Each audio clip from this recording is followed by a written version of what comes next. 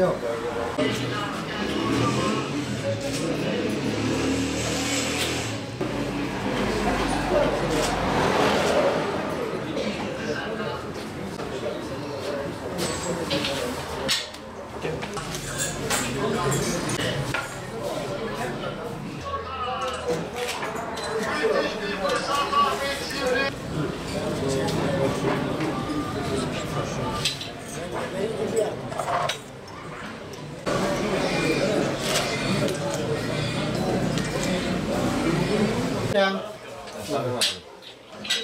Teşekkür ederim.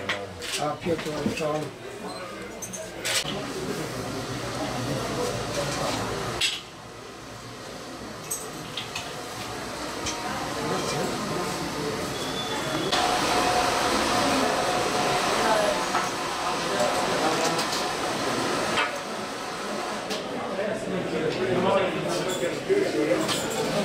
Biz şu anda geçmişten beri bu semtteyiz. Çaycılık yapıyoruz. Çaycılığımızla geçimimizi sağlıyoruz. Şu anda geçimimizden çok memnunuz. Allah'a çok şükür bu yaşımıza geldik.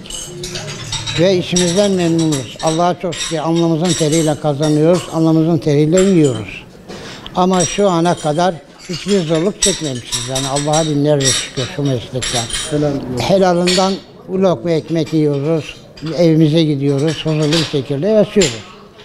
3 çocuğumuz var, 3 çocuğumuzu da okuttuk, üniversiteye gönderdik. Elhamdülillah ayaktayız, o kadar yani. Evet. Başka yapacağımız bir şey yok. Abi kardeş çalışıyoruz. Yarım asırdır bu aynı semtte çalışıyoruz yani. Evet, 1. caddede. Eski mescide şu ana kadar çalışmamızı sürdürüyoruz yani. Şu andaki gençler her şey telefon olmuş, para olmuş, param olsun, telefonum olsun, yiyeyim, içeyim, başka bir şey yok. Gençler şu anda ne meslek sahibi olabiliyor, ne bir şey olabiliyor. Boyuna diyor havada bulup tavada yiyelim. Onun için gençlere bir tavsiye, her zaman için mesleğinizi elinize alın. Ne olursa olsun ekmeğinizi çıkarmaya bakın. Çalışmak güzel bir şeydir. Alnın tarihiyle kazandığın zaman, o lokmayı yediğin zaman huzurlu bir şekilde yatıyorsun.